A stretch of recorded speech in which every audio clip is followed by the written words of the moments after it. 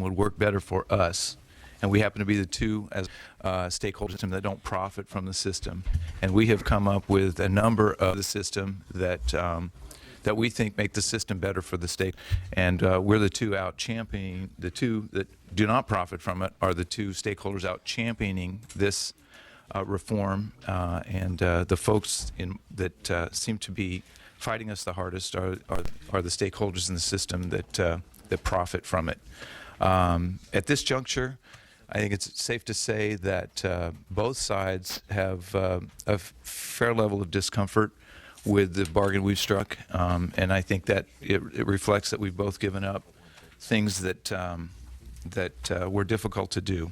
But we've really reached out and worked hard to find some common ground and to find areas that we think are sensible areas for reform. Our primary goals were to simplify the system for the employees that find themselves in the system through no fault of their own, and to simplify it for employers, small businesses, and all businesses in general. But we did have in mind to simplify it as much as possible for the small business. Primarily, we were looking for predictable outcomes. We were looking for places we could take litigation and unpredictability and delay out of the system. And if we could do that, we felt that we could then put more money into the system, into the benefit level, because we would have a better sense of what the outcomes would be. We were trying to change the system so that it didn't have dramatically different results for those people that were represented and those people that were unrepresented by attorneys. We also were trying to speed up the process for moving the system to conclusion. And a lot of the delay and a tremendous amount of the expense in the last several years has been in arguments over medical treatment, authorization for medical treatment disputes, dueling doctors who then end up in front of judges who then are trying to make decisions, medical decisions, and we felt that it made a lot more sense to have medical professionals making medical decisions. And that's one of the reasons the primary reason that we implemented the IMR process to speed that up. As an employer, in a rough economy especially, we need a system that gets decisions made about medical treatment done quickly, so that we get the medical treatment provided, so that we get people back to work. The longer people are off work, the harder it is for us to engage them in a return to work dialogue, to get them to get them back to work. When attorneys get involved, it gets very, very difficult for HR departments, personnel departments, to try to have conversations with injured workers when they don't know whether or not they're going to have a surgery or not going to have a surgery. It can drag on for months, sometimes more than a year. This process that we've designed and implemented here is designed to resolve in 40 days, 30 or 40 days, so that we can get those kinds of disputes resolved. And the sooner those are resolved, the sooner the entire claim should resolve. So those are my primary comments. I'm going to turn it over here to Angie. Thank you. Great, thank you. Thank you very much, Mr. Chair and members. Angie Way on behalf of the California Labor Federation. 8 years have passed since injured workers were royally screwed in SB899. I don't think a single person in this room or listening to this committee here today would disagree with that. 8 years the labor movement has been before this legislature and before this committee, raging about delays and denials in medical treatment, about injured workers living on benefits that were deeply, deeply slashed. Finally, we have a plan to do something about it. Finally, we can get out from under this yoke and do something to return money back into the pockets of injured workers. We have an opportunity for once, since I've worked around this building, to actually beat back a crisis. Because when crisis comes too often in this legislature, we are barking from our knees. We don't want to go there again. We have an opportunity with the Rating Bureau now saying potentially an 18% increase, a meeting in September to review any legislative action. We have an opportunity to bend that cost curve back, leaving more money on the table for workers, for their own retirement security, for their health care benefits, for their raises. We have an opportunity today to try and save money for employers as well as increasing benefits for injured workers. How could we say no to that? Save costs and improve benefits, take delays out of the system? How can we say no to that? Our part of the panel is going to talk specifically about two issues, medical treatment and then permanent disability. We're going to get a little bit into the weeds, if the committee will allow us, on permanent disability, and then we'll come back and close for the committee.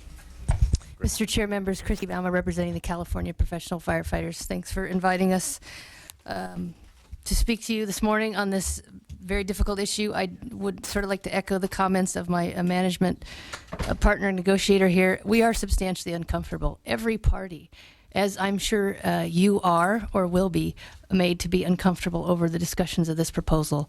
But Angie has appropriately addressed the fact that acting now is a benefit to all parties versus waiting.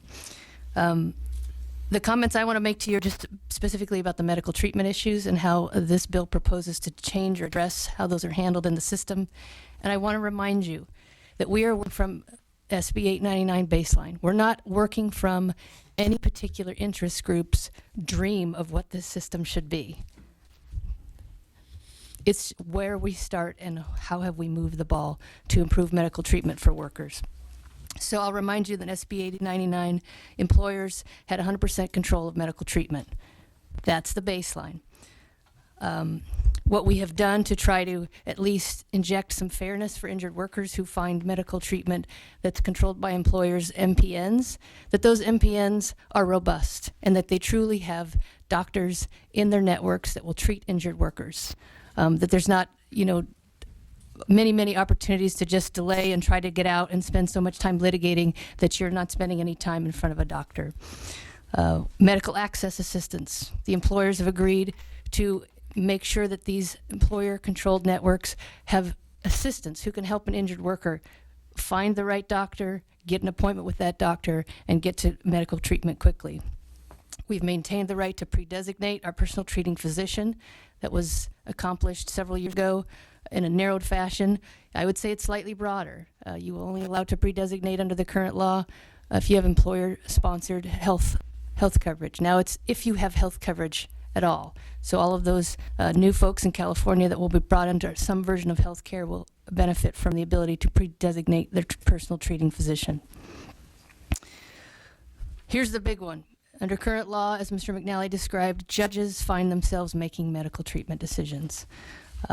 We all have doctors, our own doctors that we trust and give us medical advice and medical treatment recommendations. So this system will allow those doctors to assert and advocate for authorization of those treatment recommendations through this IMR process. The current law, remember, a doctor makes a treatment recommendation. The insurer can have a chance to do a form of claims review, sometimes called a first level utilization review. If that treatment gets denied, it goes to an outside utilization review company. If that still gets denied, then you get into a situation where they're sort of dual tracks. If you're represented or unrepresented, you're trying to find an agreed medical evaluator or a qualified medical evaluator, and you have to wait for the division to appoint a panel, then you have to get in front of that QME or AME. This is time. This is time where our members are not on the job. They're sitting at home waiting to get permission to get medical treatment so they can get back to work. And then ultimately they end up in front of a judge. This system sends them within 30 days to an IMR review process once they've been denied internally by the insurance company. And what we feel very gratified by is that those doctors that are reviewing those medical treatment recommendations are not bound by one simple, narrow treatment guideline that was established several years ago. They are bound by not only that, but peer-reviewed medical evidence, a doctor's expert opinion, your own doctor's view that this is the most efficacious treatment for what you are suffering from. That's a high standard for approval that I think you'll see a lot more cooperation in the system, a lot more elimination of the fighting over it when you know that these are the standards that are going to be measured against when they're trying to determine whether you need this medical treatment.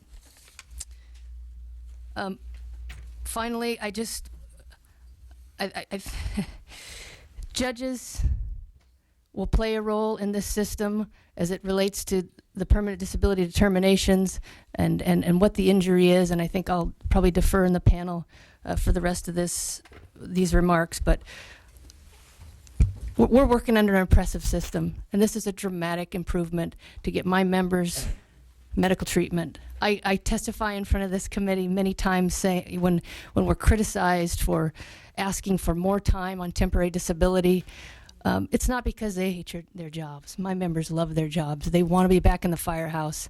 They want to be back serving their communities. Don't ask them to wait for a very litigious process before they can get the treatment they need. Great, thank you. Mr. Chair and members, I'm going to return to talk a little bit about permanent disability very quickly. Again, using the standard of having to compare what's in this proposal versus what's in current law. Current law under SB899 absolutely cut at least 50% of the dollars out of the permanent disability system. SB899 actually took weeks of benefits away from people, and it was a takeaway. This proposal would infuse at least $748 million new dollars back into the permanent disability system, where we show by category, by demographic category, by severity of injury, by wages, by age, that everybody wins under this proposed schedule. Everybody gets a raise.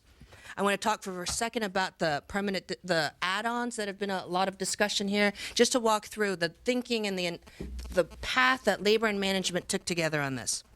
Current law adds to a compensable physical injury add-ons for sleep, psych, and sexual dysfunction. This proposal eliminates these three add-ons, and I'll go into some detail here, but it maintains other add-ons that are in the AM guides: pain, headaches, gait, and others. So there will be an opportunity to pursue other add-ons. The psychiatric add-on has been expanded now in the current language to include not just you can get the psych add-on if you're a victim of or a witness to a violent act. It's now been expanded to also include catastrophic injury. You can get the psychological add-on if you're the victim of a catastrophic injury. So what we did here is we saw data that showed that 2% of permanent disability claims were able to get these three add-ons. And we thought, you know what, as an injured worker, you're sitting at home and you're not working, everybody suffers from a little bit of psychological depression, a little bit of sexual dysfunction, and a little bit of sleep disorder. Everybody does, because it stinks being home as an injured worker. 2% of the cases get these add-ons. They create more friction in the system. Why don't we book that savings, grab that money, socialize it across all injured workers, and help pay for a benefit increase, acknowledging that everybody suffers from these kinds of ailments when they're an injured worker. That's on the add-ons. On the future earnings capacity issue, you've heard probably a lot of discussion, and you'll hear more. The current PD schedule allows for a future earnings capacity adjustment somewhere between a 1.1 and a 1.4. There is a lot of friction and litigation that says, are you a 1.1 or a 1.3? And another piece that I'll get to in a second. Rather than have the system absorb that friction and that litigiousness, saying, are you a 1.1 or a 1.3? This proposal maxes everybody's earnings capacity out at a 1.4. That means that everybody gets a 40% increase of their whole person impairment out of the AMA guides. Everybody gets a boost from that in and of itself. What some of our good friends of the applicant attorneys, who we are grateful for their work in the system, they are some of the most vigorous advocates for injured workers and their cases, and we appreciate that. What they've been able to do is take people above even the 1.4 FEC factor and get people more money when they can show future earnings capacity. Here's the thinking that we had here. If you look at the Rating Bureau numbers from today, yesterday, whenever, what you'll see, from this. Whatever. We're all Just a- kind of, just well, a- we're all working around the clock these just a days. number All around the here. days have flowed together. Hey, can we What wrap you'll up in see- about 2 minutes yes, here? sir. What you'll see in the Rating Bureau numbers is that for a benefit increase on the what they call the Ogilvy cases, it's $130 million in benefits over the next 2 years. But it costs $80 million to administer that benefit, $80 million of adjustment expenses. Why? Because to do those cases, you have to bring in vocational experts, economists on the applicant side. Then the defense side brings in their experts. All the while, the injured workers staying at home. Case is not resolved. Creates a lot of friction, litigation, delay in the system. Let's book that money. Let's give everybody a boost. Let me close on two final points. Number one, workers' comp is a no-fault system. It is the giant trade-off. Injured workers, we gave up our rights to sue the employer. The employer has to guarantee us adequate medical treatment and timely access to benefits. It's enshrined in our Constitution. It is supposed to be a no-fault system. Insurance companies have to be able to price predictably. And when the system becomes unpredictable, that's when we start to see the roller coaster cost of workers' comp insurance that's going to come back and be the albatross across our neck. There is no perfect deal that comes out of this building. This is not a perfect deal. If our side were to write a bill, it would look different than this bill. But we've joined forces with the employers to say, let's try to codify what this great trade-off is between labor and management, what we've given up. And each of us gave up things. Each of us got things in this deal. It's not perfect. I would argue that nothing here is. But I would ask that this committee ask ourselves, and I have my friend from the applicant. I started out this journey earlier this year testifying in the informational hearing in this committee saying, we will not defend the indefensible. And I am here to say that the status quo is simply indefensible. We have an opportunity to make significant improvements from the status quo. We'd ask for this committee's and the legislature's consideration. Great. I'd also like to Thank you. introduce our last witness on this panel. Well, and you're going to get a minute. Okay. My name is Arthur Levy. I'm an applicant's attorney. And what the new proposal is, I had a case a few years ago, significantly injured person with a left arm injury. She could not get to life pension. Under the present proposal, 4060.1, she gets there, which means it's substantial benefits and plus the increase in the permanent disability. So I think this is going to be good for us. Great. Thank you And very also, one more thing. What we're hearing here is we and not us. Great. Working together. Thank you very much. What I'd like to do is bring this back to the committee for any questions. Mr. Hagman? Just a quick one. This way, you were talking about the 1.1 to 1.4 and a lot of litigation going on with that, and you cap it at 1.4. You also said that a lot of successful attorneys will be able to show future wage earnings and take it to court. Is there something that's going to prevent that part of it from happening still? Let me answer. You want to answer that? I can answer. Okay, go ahead. No, Okay. please. Under Labor Code Can you speak into the mic, please? Under Labor Code Section 4662, there is nothing to prevent that because that allows the judge to make a determination based on the fact. We're talking about significantly injured persons that basically have a total permanent future earning capacity and 100% loss. There's nothing in the statute that prevents that if you read the statute. Just to be clear, that's for total permanent disability, total disability, not partial disability. So there's a difference there, and what is being argued and what may be the case is that this track of litigation will slow down for partial. For partial. Thank you. Mr. Calderon. Yes, this is all eerily similar to, 899 when it was passed and workers got a bum deal. And now we're in that same mode. And this is prefatory to my question. What I'm concerned about is, I think workers in the system that can go back to work are going to get a good deal. Small businesses get a better deal. Insurance companies get a deal. The lawyers will make out fine under this. But what about the injured worker that can't go back to work?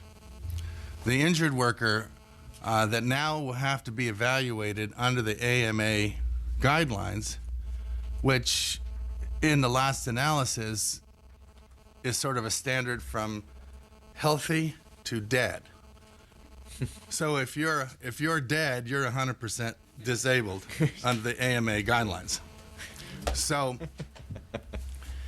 now without Ogilvy and the opportunity to be able to go in and get lost wages, the worker that goes back to work, pays dues, is better off than the injured worker that cannot find work and is incapable of working in the workplace and now has to survive. And I'm concerned about that simply because every worker gave up their right to sue to come into this process. And now, if a worker could sue, they would get that occasional sleepless night, the 2 or 3 less times with their wife, intimately. They might get compensated for that in a lawsuit under the old system before worker comp, and then they could go into lost wages. They can't do that now because now you're stuck with the AMA guidelines. So now, having said that, the question is, why should the injured worker who can't go back to work have to bear, I think, a large part of the costs and savings in this bill, so that everybody else gets a little something more? Why is the injured worker who can't go back to work being sacrificed for everybody else? And who here speaks for the injured worker?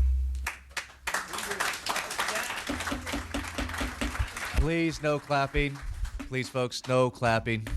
Thank you. Please, if you would like to respond. Mr. Chair, if we could have first the technical response and then another. Okay, I can Speak to respond. the mic. I can respond, and Senator, I support everything you say, that there was a trade-off.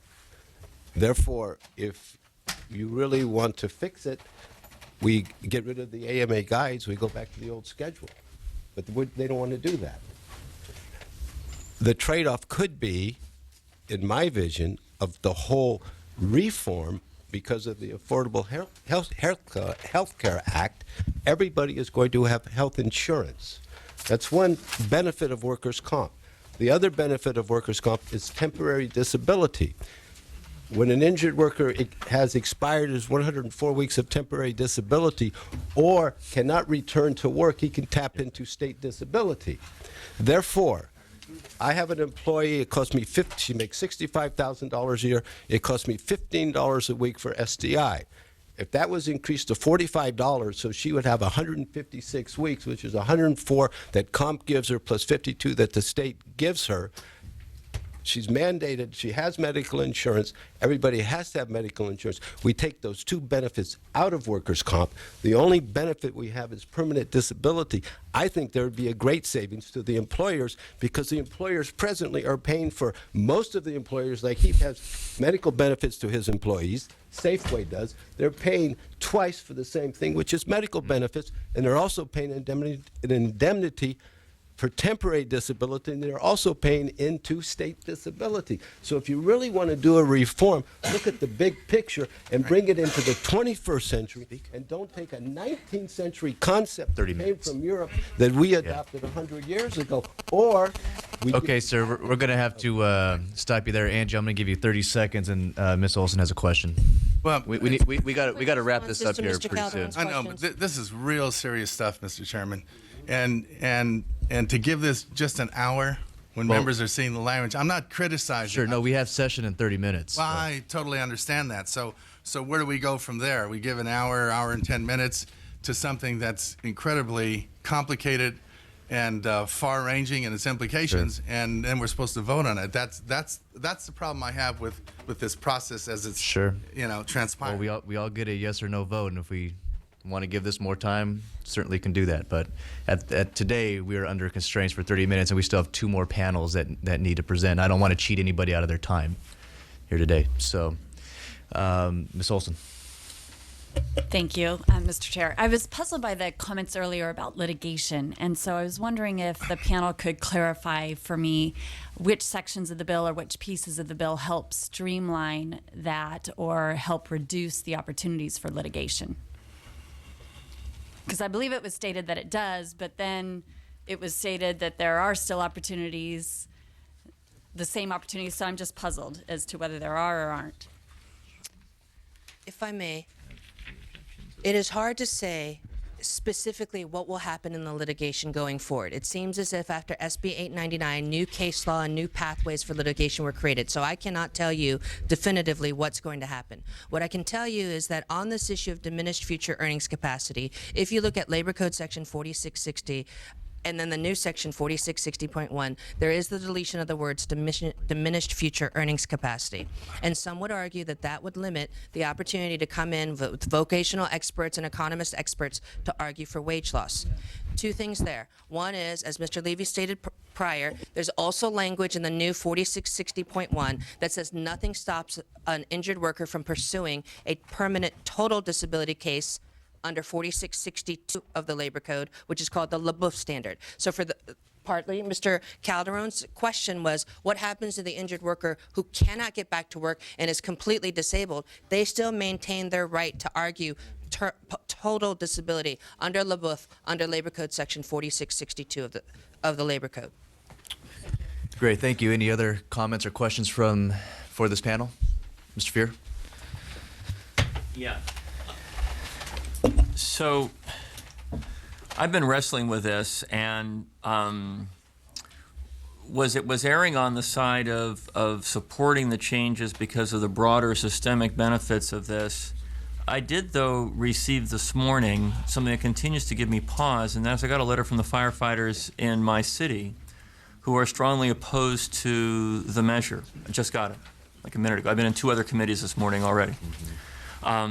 And the firefighters in LA say that the bill would curtail their due process rights to get medical treatment and would make it difficult for injured firefighters to attain appropriate disability ratings.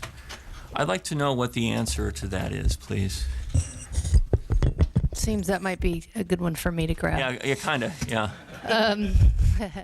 So to the medical treatment issue, because of course we've had a lot of internal dialogue about this as well, we think that the IMR process is more robust. It has, as we spoke with you about, more opportunity for medical treatment authorizations to be approved. So, you know, they're measuring against the current system, and in utilization review, it's very limited. They're restricted by the ACOM guidelines. So their experience is we're going to get denied in AMR or in IMR. But the fact of the matter is we've completely changed the dynamic of what gives the IMR doc permission to approve, and it's so much broader based on your doctor's expert opinion or if the treatment's efficacious, et cetera. But we've also had a lot of dialogue about what if the UR denial was because there wasn't enough information, which happens a lot. A UR denial, the insurer says, yeah, well, you didn't give me this report or this piece of information, so denied. So this bill explicitly allows the injured worker and or their representative to make sure that every piece of information that is necessary to support that authorization request gets introduced into evidence in that process. So let me just, I know time is very short, and I really appreciate the chair's efforts to manage the hearing. I want to say just 2 things. First, I'm still puzzled by, I was the vice chair of public safety on the city council in LA, worked with, firefighters, police for years, trying to assure that they have some basic protections in place. And I'm puzzled by the internal disagreement regarding this issue. Maybe there's not enough time at this hearing to further vet that, but it does trouble me, I have to say. And the other thing is, I guess, as the proponents of the bill know, I do get the broader systemic benefits that the legislation is designed to implement. I understand before I arrived here, Mr. Calderon may have been delving a little bit into something that has continued to trouble me, and I wanted a little more public discussion about it. And that is, and I'll put it in very simple terms, the possibility that for the good of the broader system, individuals who are injured, in some instances, may be sacrificing for the broader good. And I'd like a public discussion of that issue a little bit. Great. Would anybody like to respond in 60 seconds or less? So sort of the crux of the debate about this bill, I think, and I appreciate the private conversations we've had, but I benefit from some public illumination as well. And we really do need to. This I will know, be our I'm last. done. This will be our last question. We need to wrap this up here so we can move on to the next panel. Categorically, we can show that everybody by category gets a benefit increase. There are some specific examples that have come up in which people could argue that an earnings loss going forward happens. We believe that there are other things in the system that help to mitigate that, including the occupational adjustment factor and other things. Litigation could continue into the nooks and crannies of this proposal to bring some of that to bear. It is a deal. It's not a perfect deal. We've traded, frankly, guaranteed benefits to 100,000 injured workers a year for what is hypothetically at risk going forward into an expensive system that could come back and whipsaw against us in 2 years. The system, the way it is now, with that lack of predictability and that frictional cost, is unsustainable. It's not going to stay this way. It's going to come back. And this legislature, or the legislature after you, will impose significant reforms like SB899, which we were very clear we knew was going to take away benefits, didn't put any money back in the pockets. We knew there that that was bad for workers. And if we don't do something today, that's going to come back to us, and we're going to get our meager benefits slashed again. The Great. system itself is unsustainable. Thank you very much. And that will end this panel's presentation. The next panel is panel 4, the applicants, attorneys, and industrial physicians.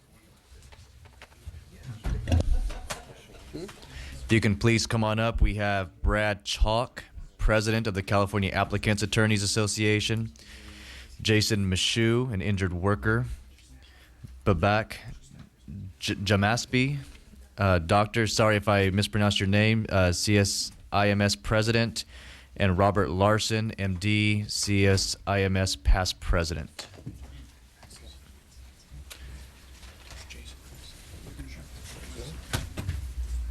So what, Mr. Chalk, will begin with you.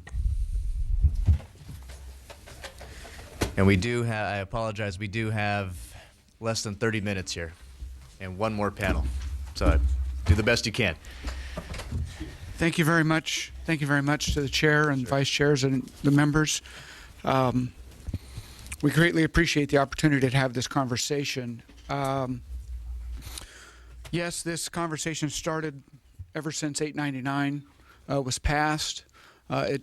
We had an informational hearing, as was indicated earlier, but the devil's in the details, and we didn't get this bill until August 24th. And now we learned today that it's been amended again last night, and we still don't have that. And so to say that that the parties have an understanding as to what's in this is when the WCIRB report changes from 400 million last night to a positive 100 million today, that shows you that we don't know what we're doing here. We don't have the data, and the numbers can't be relied upon.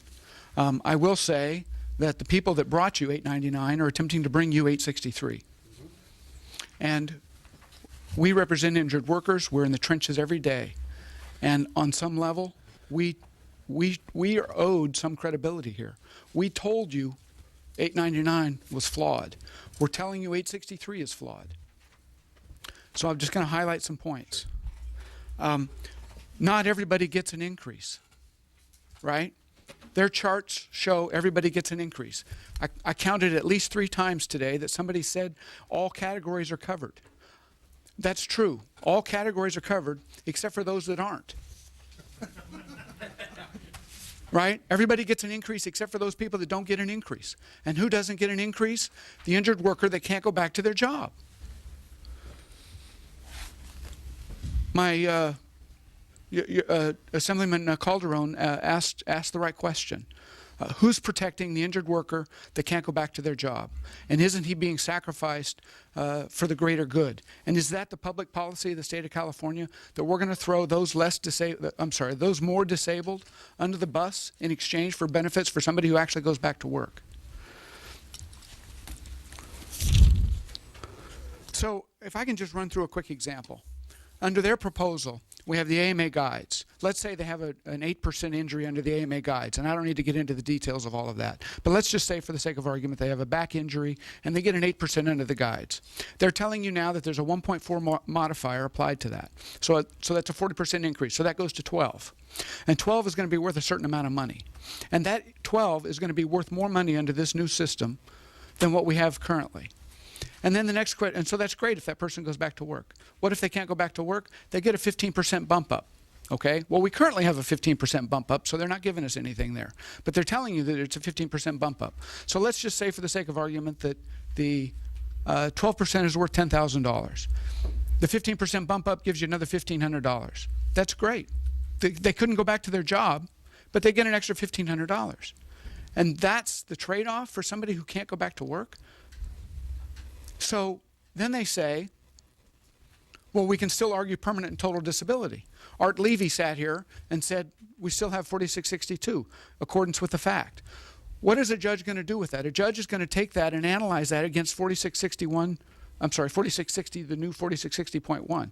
And what is, as it describes permanent disability. And what does that say? It's based on the AMA guides. It's not based on diminished earning capacity. It's not based on diminished ability to compete in the labor market. And so what is a judge to do? To measure total disability against the AMA guides. And as Assemblyman Calderon said, at 100% you're dead. So our argument is that you can't reach that number because they've taken away the measuring stick. They've taken away the definition of permanent disability. They've eviscerated 50 years of Supreme Court decisions of disability.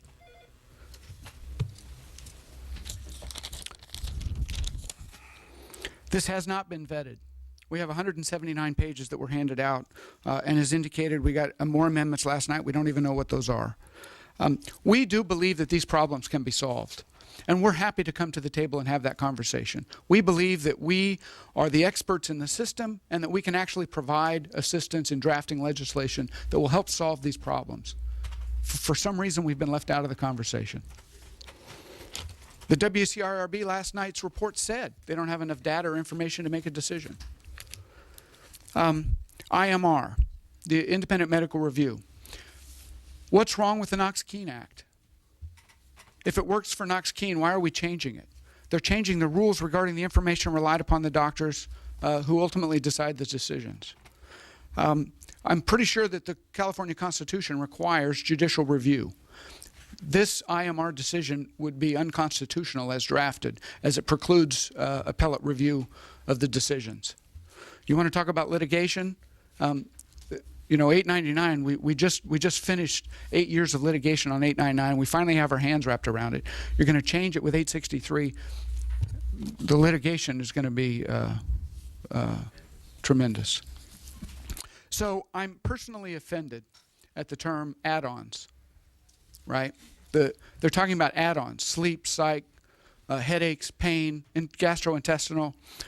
Those are not add-ons for my client who has a failed back surgery.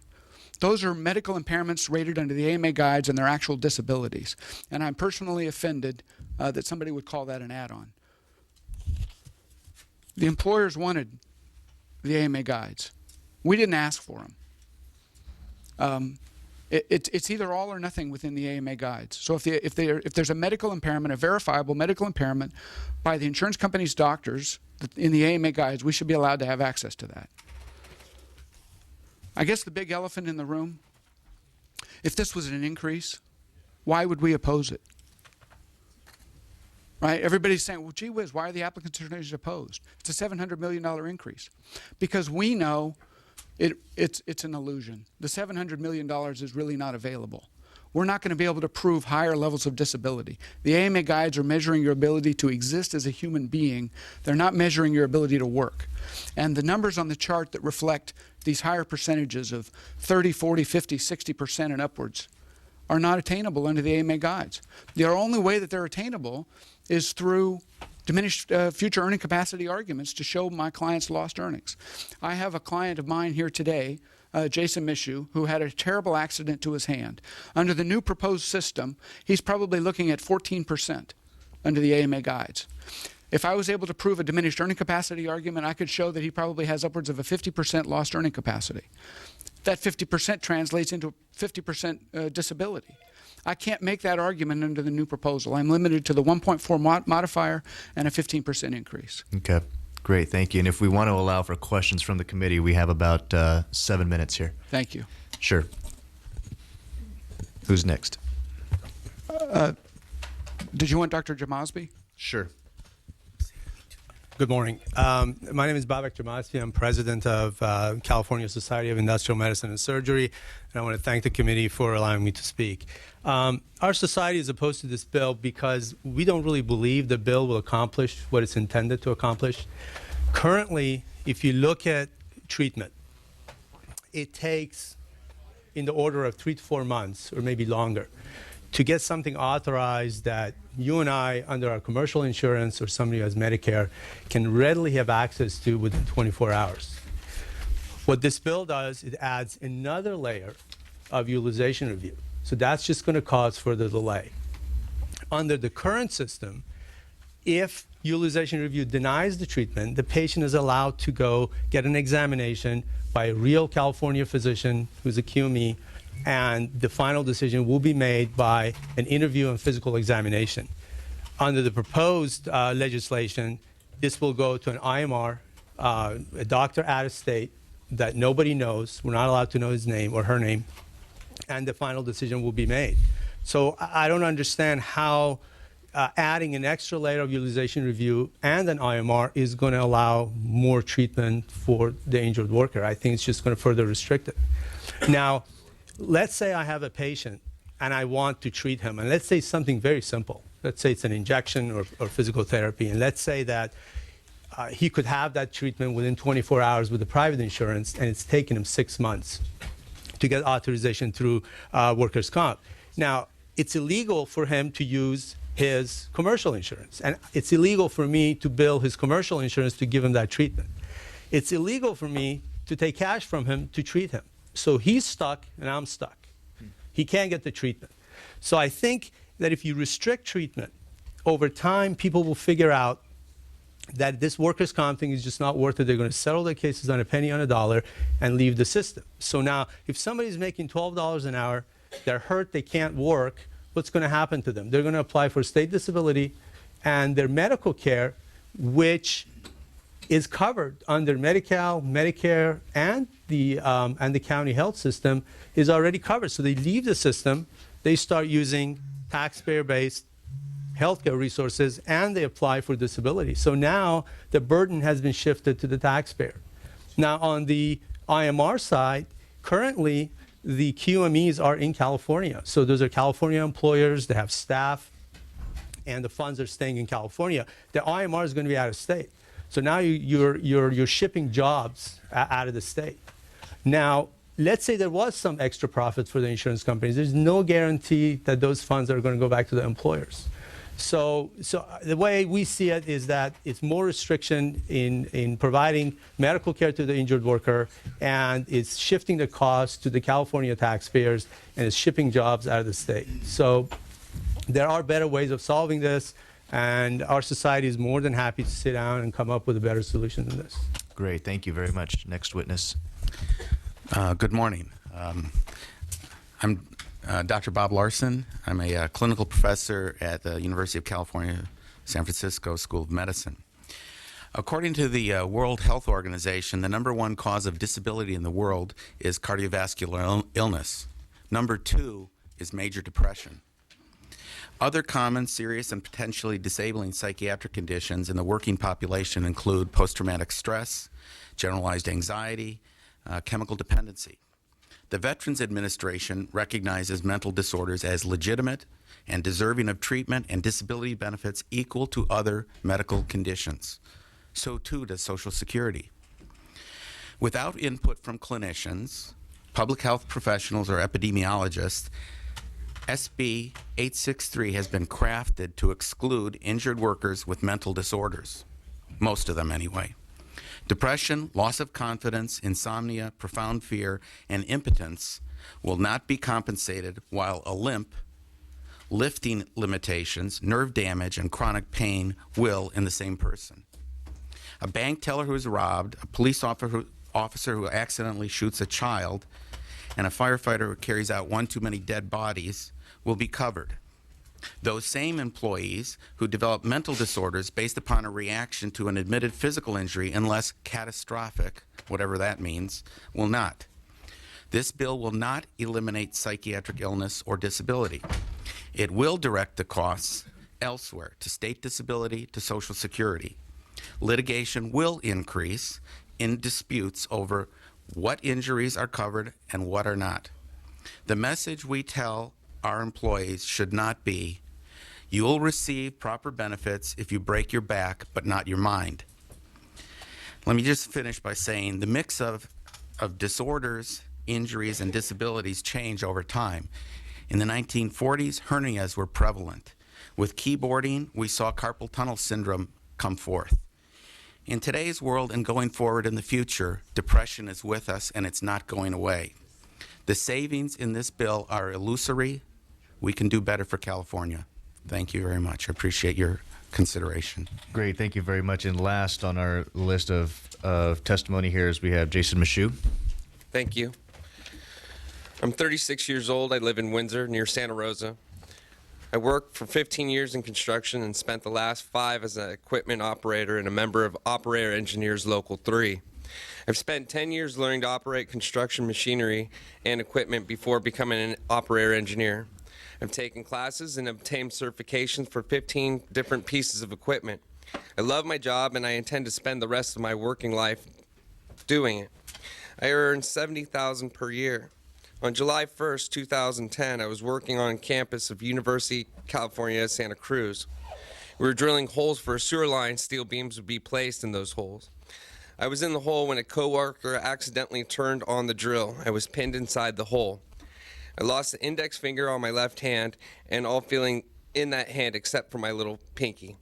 I've suffered severe nerves in my left arm injuries, and I will never again be able to work as an operating engineer. I've lost my ability to earn the living I've trained for and can no longer do many of the things that made life enjoyable. I used to kayak. I used to play guitar. I worked on classic cars and machinery. I can't do any of these things anymore. Under the current permanent disability system, I would receive approximately $71,449. If SB863 passes, an injured worker like myself would receive just $15,424 in disability compensation to compensate for all the earnings and activities I've lost. Taking away my disability compensation based on the earnings I've lost is an outrage. SB 863 compounds my injury by drastically reducing my disability compensation. Thank you. Great, thank you very much. I appreciate that. Please, no clapping, folks. No clapping. We're running out of time here, and so, colleagues, were there any questions or comments you'd like to make for this panel? Mr. Bradford? Well, I was a question, and it dealt more with the doctor of how psychological injuries are addressed, and I just not sure if he can answer that or someone else can answer that, but that was one of the questions I was concerned with. Under the proposal, 863 provides medical treatment for psychological injuries, but no disability for psychological injuries, and they've carved out some exception that is yet unknown what it means, but it's for catastrophic injuries or if you were involved or saw a violent act. And so obviously the goal is to reduce permanent disability for psychological injuries except for extreme situations. And I would just like to say, Mr. Bradford, that earlier it's been commented on that injured workers who cannot return to the workforce, they're sacrificed. The people that I see who have significant physical injuries, whether you call it catastrophic or not, and can't get back to work, not uncommonly are miserable. And these folks will definitely be sacrificed. There's no increased benefits for them. Great, thank you. Any other comments or questions from the committee? Sure. Well, we still have one more panel. Do you want to wait? Okay, great. Thank you very much. We appreciate it. Thank you for your time. Thank you. And our last panel is Other Physicians' Perspectives. We have Dr. Lee Snoke, California Medical Association, Dr. Nick Peters, Vice President of Medical Operations, and Don Shinsky, Western Occupational Environmental Medical Association.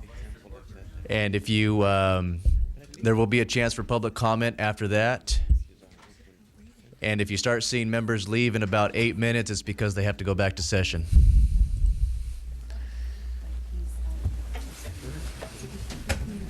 So, Dr. Snoke, we'll begin with you.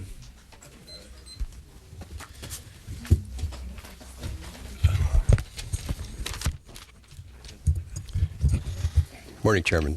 Morning. And members of the committee. Thank you so much for allowing me the opportunity to address you. My name is Lee Snoke. I'm a member of the CMA Board of Trustees. In my local practice, I treat injured workers, many of whom suffer from debilitating pain. I'm also a qualified medical evaluator and been doing this for over 25 years.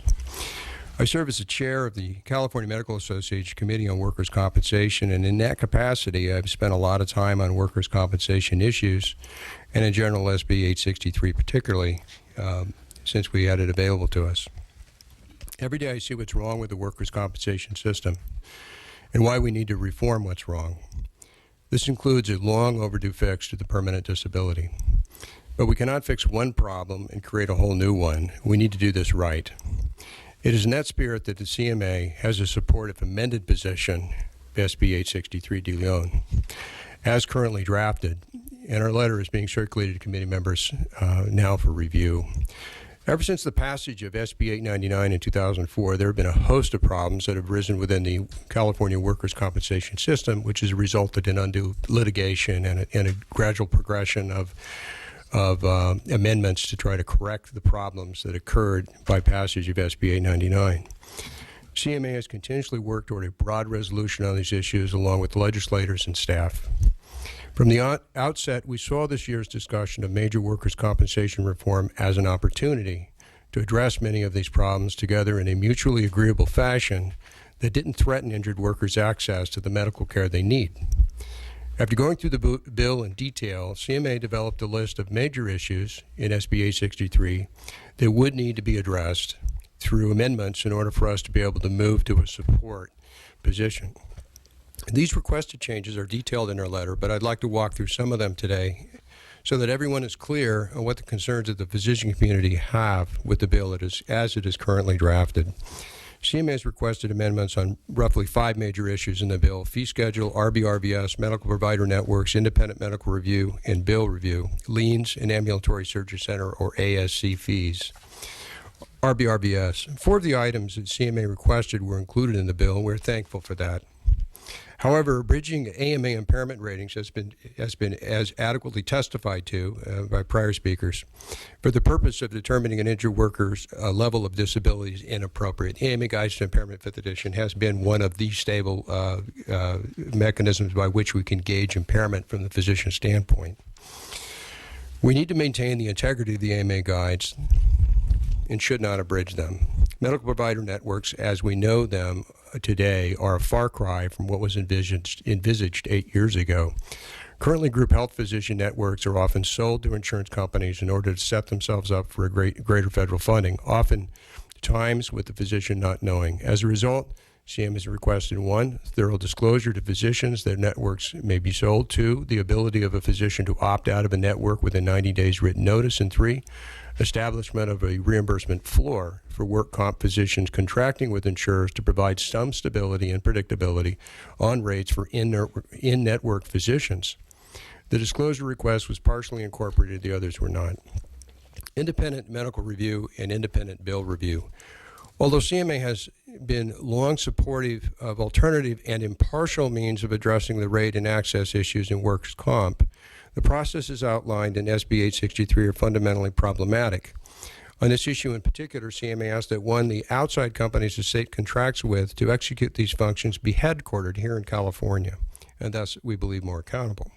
2, require these companies to have an in-state medical director, which has now been included in the bill, and 3, retain the right of physicians and their patients to go to court if no resolution is found through the IMR or the IBR. Liens. CMA acknowledges that there are significant problems with lien filings in California that require real solutions.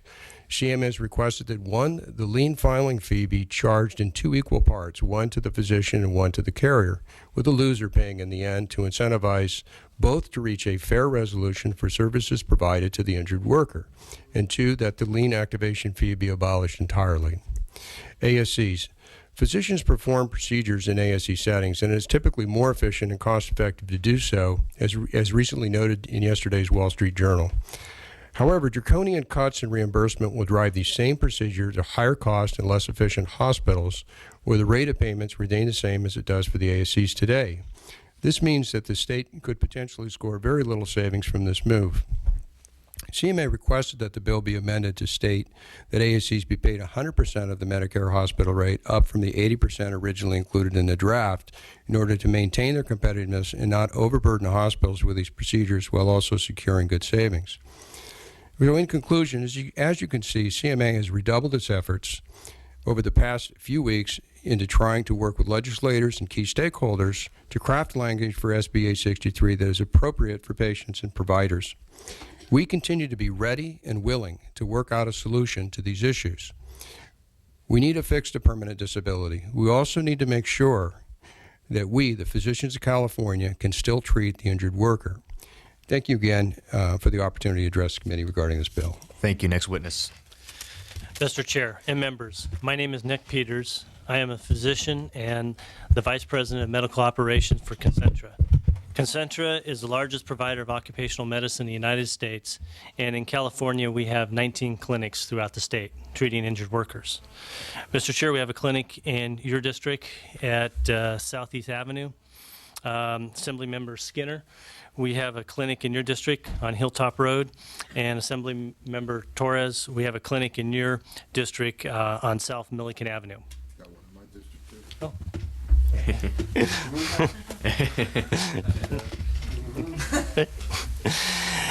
My biggest concern is with many people here, all of us, is the quality of care to the patients.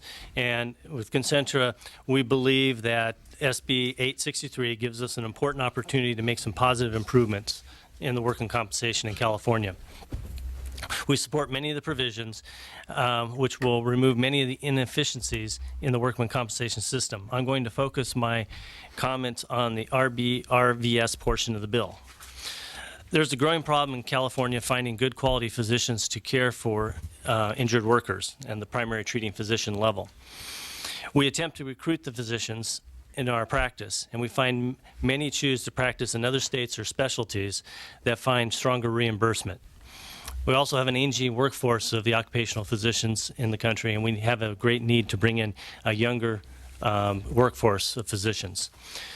The RVS are needed to keep and attract new occupational physicians who are trained specifically to treat these work injuries. It would allow for a more competitive reimbursement, making the practice more attractive. With the current system, we have to rely on large volumes to cover the margins. Large clinics have their place, but Concentra prefers the smaller clinics for more personalized care. So this has been a difficult course in California.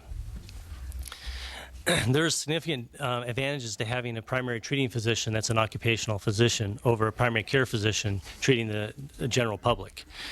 Occupational physicians, has been well documented, have better outcomes, lower costs to payers and employers, and more importantly, the injured worker gets better faster. Specifically, 60% lower total costs, 70% fewer cases end up in litigation, and 60% fewer days the worker is off work. So the goal is to help everybody, but to get the injured worker healthy. Personally, I began my career in the emergency department and transitioned to occupational medicine. I was great at treating acute injuries, but treating occupational injuries is something new to me that I had to learn in the process. The intricacies of physical therapy, working with other doctor specialists and appropriate referrals, return to work procedures. It's like taking a great taxi driver in a large metropolitan area and telling him, you're going to drive a big rig truck, an 18-wheeler across country. He's not trained for it, will do a marginal job, and at times he may fail. It's good to have a doctor who knows his area and knows it well. Primary care physicians as a group don't understand all the intricacies of dealing with the needs. They know how to treat the injury, but not the other complicated issues around occupational medicine. The RVUs would give an opportunity for increased reimbursement, which would allow a greater percentage of primary treating physicians into the system. There's also a question with the specialists that there's a fear that that the system will drive out the specialists. Concentra, we also use specialists in our centers. We have working relationships with them. And so what would hurt the specialists would also hurt us. Existing law requires that medical provider networks to have sufficient physicians to treat injured workers, so that would protect it. Diversion of workman compensation would be mandated to study access and make adjustments to the fee schedule as needed to ensure access. SB863 provides 4 years of transition to avoid shocking the system. So there will be adjustments, but the system will be graded over time with the protections mentioned above. And we'll avoid the mistakes that have occurred in Texas. I myself have practiced in Texas, and from my personal experience of systems working now, but the transition was too hard and too fast and was too difficult. So we, in this bill, have addressed that, learning from their mistake. And important to remember that over 25 states have adopted the RVS system, and none have abandoned it. None have abandoned it once it was implemented. So this is our chance to help the injured workers of California provide a better quality physician and provide better care. Great, thank you. Last witness for the Don panel. Shinsky on behalf of the Western Occupational Environmental Medical Association. We are the regional society for occupational medicine physicians, and a lot of our members work as primary treating physicians in the system. I'll try to be brief. 10 years ago, the Lewin Group quantified the gross undervaluation of primary care services within the system. That disparity exists today and represents real lost value, not just because OCMED physicians are in short supply, but because a lot of the value that primary care can add simply can't be delivered. Just one example, maybe quickly, a worker gets injured, works in the warehouse, may be capable of doing light desk work. That arrangement obviously keeps the worker engaged with their job, connected to their workplace society. They may recover more quickly. A lot of downstream frustration and hostility and litigation could potentially be avoided. A physician, to facilitate that arrangement, talks to the patient, talks to the employer, goes back to the patient, goes back to the employer, back and forth again. Sometimes it's a little tense, but it can work if the physician can take the time and has the latitude to go ahead and make that series of phone calls. Now, there's nothing in the current fee schedule that encourages a physician to do that. The fact is we incentivize virtually nothing on the case management side, no opioid management, no disability management. Now, granted, SB863 doesn't redress all of that, but it does provide for a basic level of support for primary care services, and which we think that's a step in the right direction. Thank you. Great, thank you very much. Any questions or comments for this panel? See none, thank you very much. Now we will move on to the public comments section. I'd just like to remind the get their position on the record. So if you could help us with that, you're going to want to say more, but do your best to try to keep it at that. Thank you. We're not taking a vote today. This is only informational. This is only for, so please, sir. Chair and committee members, my name is Jésse Ceniceros. Many of you may know me. I'm president of Injured at Work. We represent thousands of injured workers throughout the state of California, family members, relatives, brothers, sisters. We are in each one of the committee members throughout this, the Senate. I don't know why we weren't allowed to testify today. I think we would have brought a prospective direct looker. If we can, I'd like to give a little on how workers' comp works that I think everybody with. If everybody on the panel, every one of the assembled left knee, everybody acted differently. Everybody looks in relatively good shape, but yet we have certain people on this committee that would be affected. Perea may be different, affected differently with a broken knee than Bradford, than Mitchell. We know that with Latinos, we have diagrams. the lack, and that could be escalated by the lack of exercise. Sir, if you could just try to keep I'll it. try to keep it as tight, because I see the line. out the door. I see the line, but I like to. Well, basically, what I'm saying is that we can't establish a drive-through medical system where everybody should be treated the same. Everybody has and would be affected differently on this. And if anybody here has asked the question of, does anyone know who U.S. HealthWorks is? You've heard of U.S. HealthWorks. They've been lobbying throughout here. Well, they just recently merged with Dignity. They would become the single biggest primary organization in the state of California, actually the workers' comp system. And I don't know if anybody's asked what's going on here. Okay. But they were behind SB863 was the RBRVS fee schedule, in which we opposed. Fee schedule is put right into this bill. We should be asking the questions of how we are we're becoming a system of drive-through medicine for the injured workers. Everybody is different. And what we are saying is that we need to reform.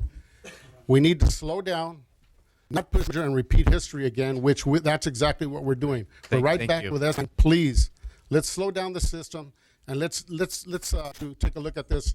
Thank you very much. Okay? I appreciate it. Thank you. Thank you. And please, if you could just give us your name, where you're from, and your positions. Thank you. Next up. Reverend Deacon Sal Alvarez, representing one of the nation's most eminent and civil rights leaders in the nation, Dolores Huerta, and a coalition of other Latino that are strongly opposing the process that was used and opposing this bill. Great. Thank you very much. That's perfect. The model. That's the model. Thank you.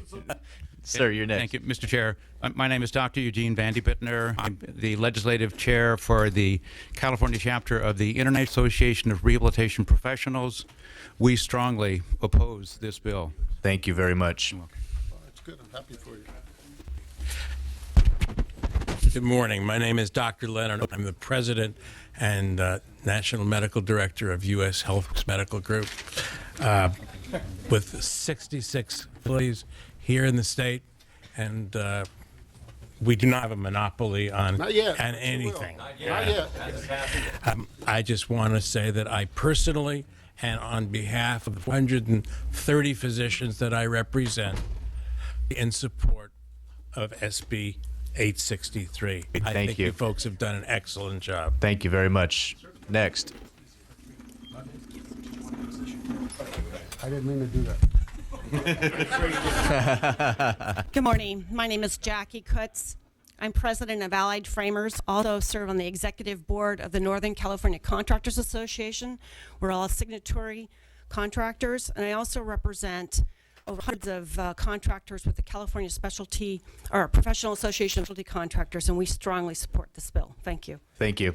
Next. Mr. Chairman, members, Tim Shannon representing the California Orthopedic Association. These are the over 2,000 orthopedists in the state that take care of the broken knee that was referred to earlier. All patients are different. You heard from the primary care physicians supporting this bill. The surgical specialists will be drastically affected by the RBRVS cuts that are proposed in this bill. We strongly oppose and urge your no vote when this bill comes up for a vote. Thank you. Thank you. My name is Michael Moser. I'm an injured worker. I was making $157,000 a year. My compensation would be $38,000. It's kind of difficult when you're a single provider of income to go from 157 to 38,000. Mm-hmm. Thank you. Thank you very much. If you're going to exit after testimony, if you could please use the floor, it would be a lot easier. Thank you. Good morning. My name is Michael McStalker, and I'm with Interwest Insurance Services. We have hundreds of commercial small businesses, and we are already trotting out significant increases in their workers' comp premiums. Something has to be done, and the elimination of fraud and waste is a very good way to start. I'd encourage you to pass this out of committee and onto the floor for further discussion. Thank you very much. Next. Hi, Jennifer Weathersby, Director of Claims at Interwest Insurance Services here in Sacramento. We represent several employers, and we strongly support this bill. Thank you. Thank you. Hi, Dr. Wayne Whalen, representing the California Chiropractic Association. Chiropractors saw a 70% reduction after SB899. We believe this bill is likely to virtually eliminate access to chiropractors. If it's passed, we strongly vote urge no. Thank you. My name is Martin Brady. I'm the Executive Director of the Insurance Authority here in Sacramento. I'm also cert, and I want to strongly encourage support for this measure. The costs in public agencies are outrageous. We can't afford the ongoing costs that are going to accumulate. I've just been given the signal that we have 5 minutes before this committee is going to shut down. Julie Broyles, California Association of Joint Authorities support. Scott Hauge, Small Business California, along with 20 other business associations. Lori Cameron, Coalition of Small and Disabled Veteran Businesses, and strong support. Thank you. Thomas Gonzalez, Deputy State Director for LULAC, League of United Latin American Citizens. I'm hearing that it's unclear. If you could just state that you support or oppose. Okay. Well, we heavily oppose this. Okay. We asked for a hearing. Thank you. Thank you. Tommy A. Rutherfordis. I'm an injured workers attorney, consumer attorney, small business employer. We vehemently oppose this bill. Do not pass this 179 pages, 96-hour rush job. Don't bludgeon our injured workers. And please carry this over to January so we all could join the table and not just two people for special interests. Thank you. I'd like to remind the audience there's no vote today. Good morning. My name is Andrea Manriquez on behalf of California Workers' Compensation Interpreters Association, and we oppose the language lien activation and filing fee. We request that that matter gets deferred to regulatory process. Thank you. Good morning again. My name is Veronica. I'm with the California Workers' Compensation Interpreters Association. To echo my colleague, we would request that more study be done with the lien activation filing fee and defer it to the DWC for regulation. Thank you. Tom Johnson, I'm an applicant's attorney. I'm strongly opposed to this legislation. Great. I was a workers' comp specialist Thank in you. Arizona, former law professor. I've reviewed it, and it further undefines the disability definition of permanent disability, which will create a lot of litigation. Okay, we have 4 minutes, folks. Just support or oppose, and your name. Yep, Scott Leggett, past president of California Ambulatory Surgery Association and current ledge committee chair. Also an employer of a couple of hundred. Support or oppose? We oppose this. Great. Thank you very much. Savings will not be realized. Thank you. Thanks. No, I understand. It's tough, but please. Thank you, Mr. Chair, members of the committee. Jeremy Smith here on behalf of the State Building and Construction Trades Council. We have a couple issues with future earnings capacity we hope will be fixed. We're very close to being supportive. Thank you. Thank you. Joshua Golka with the California School Employees Association in strong support. Thank you. Mike Robeson, representing the temporary staffing industry in California, would mostly like to support this bill. Okay, just support or oppose, But there's please. a provision in the bill dealing Just with the support or ban on oppose, self-insurance please. for staffing This is companies. getting out of We could hand, remove folks. that. Thank you very much. I apologize, but we are literally down to the last 3 minutes. Jason Schmelter on behalf of the California Coalition on Workers' Compensation and strong support. Thank you. Marianne Massenberg on behalf of United Auto Workers, Local 2865, 4123, and 5810, representing 25,000 of 29,000 UAW members in strong support. Thank you. Dan Mora, Service President of California Workers' Compensation Services Association, and we strongly oppose. Thank you. Melissa Cortez Roth on behalf of Comp Pharma. We actually have a supportive amended position and are hoping to see some Thank you very stabilization for the much. pharmacy fee Thank you. schedule. Catherine Ostisgott, representing the California Hospital Association, oppose unless amended to handle the spinal implant. Thank you. Mike Prozio with Anthem Blue Cross, oppose unless amended to MPN issues. John Moffitt on behalf of Medtronic, opposed on behalf of all the issues mentioned before. Thank you. Andrew Sellers, Capital City Drywall, a California contractor. I support this bill. Thank you. Alex Mercier, a framing contractor from Orange County. I strongly support this bill. Next. Ron Godey with CVC Construction, 600 employees. We strongly support the bill. Bruce Wick, CalPASC, strongly support. Mark Cooper, H&D Electric, Sacramento, strongly support. Jim Lair with Sherman Lair Custom Tile Works, strongly support. Eric Stillwell with Sierra West Wall Systems, strongly support. Ron Lapp, Creative Design Interiors, located throughout California, strongly support. Jennifer Snyder on behalf of MedLegal, oppose unless amended to address some copy thank service you. issues. Thanks. Jeffrey Leacox, Greenberg Traurig, on behalf of two entities, True Blue, a temporary staffing company, opposed, and California Medical Legal Specialists, a QME, also opposed. We'll provide the committee staff with additional information about the chair's question. Thank you. Thank you. Seth Bramble on behalf of more than 300,000 members of the California Teachers Association in strong support. Hi, Ed Riddle, Voters Injured at Work, strongly opposed. Thank you. Dolores Gallegos, board member for the Voters Injured at Work and a former injured worker. I strongly, and did it say strongly, oppose this bill. Thank you. Irene Resendez, and I strongly oppose this bill. Meg Katzen-Brown on behalf of United Surgical Partners International in opposition to the rate reduction on the ambulatory surgical centers, associating our remarks with CMA. Thank you. Amanda Levy on behalf of the California Psychological Association oppose the elimination of psychiatric evaluation. Thank you. Randall Hager on behalf of the California Psychiatric Association, the same. Thank you. Deanna Furman on behalf of the California Nurses Association in support. Thank you. Robert Gonzalez, applicant's attorney. I strongly oppose the bill that hasn't even been finally amended. Thank you. Ruben Lucero, applicant attorney on behalf of thousands of farm workers in the Central Valley. We oppose this. Thank you. Keith Moore, applicant attorney, strongly oppose. Mark Weinberger, applicant's attorney, opposed. Take the time to do it right. Don't rush this through like SB899. Thank you. Mexican American Bar Association Political Action Committee, strongly oppose. Thank you. Bart Melhop, 25-year applicant attorney representing injured workers. This is an unconstitutional bill. I strongly oppose. Thank you. Phil Vermeulen, representing numerous contractor associations and Acclamation Insurance Management Services, strong support. Thank you. Scott Ford, I'm an attorney from Los Angeles. I would say opposed, but I don't even know if a bill has been printed that I could read. So I bring that to everyone's attention that we should postpone this until people have an adequate opportunity to actually read what's been written. Thank you. Ben Helfman, applicant's attorney and family member of injured workers, strongly oppose. Thank you. Dirk Stemmerman, oppose. Great. Thank you very much. So, just let me say that, to everybody that took the time, our panelists, the audience, all interested parties, really want to thank you for coming out today.